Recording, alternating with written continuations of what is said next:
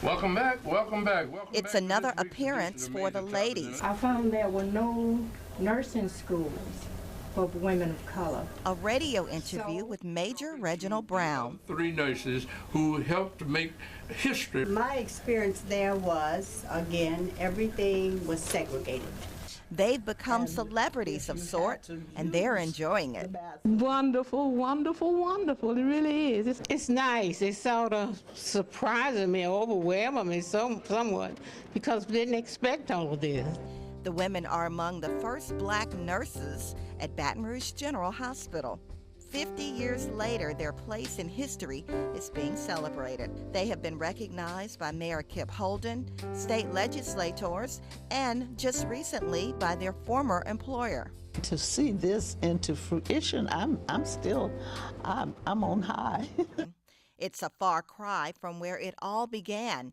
It was the 1950s, a time of segregation. The black nurses here were assigned to one wing of the hospital called 4 South, the 4th floor, and that's where all of the black patients were treated. They say it was a hospital within a hospital. Cafeteria being segregated, the patients not having private rooms and having to be placed on the halls with IV poles and IV stands on the hall. We could do the medications and do the treatments, but we could not do the clerical phase of it, could not chart it. The white aides would have to do the charting. The black received black blood, but the whites could not receive the black blood. And it was labeled BLACK.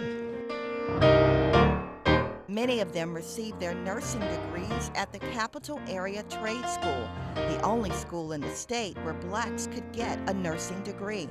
They fondly remember their colleagues, including the first black nursing instructor, Mary Harris, and their mentor and friend, Ida Henderson. But I learned a lot.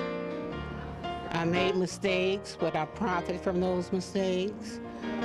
I was able to help teach some other nurses as they came along. In fact, we helped train some white RN. It was my calling. I love people. I love the co-workers. I enjoyed being a nurse, and I'm glad I was, and I thank God for that, because had it not been for him, I would not have been a nurse. Opening doors along the way and breaking down barriers, including integrating the hospital's cafeteria. So we just entered the cafeteria on the white counterparts side of the cafeteria, went down the steam line, selected what we wanted, paid, and had a seat.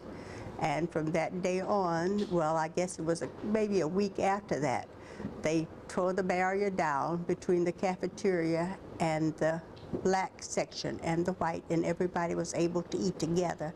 And they have been together ever since, a bond that can never be broken. Michelle McCallum, WAFB 9 News.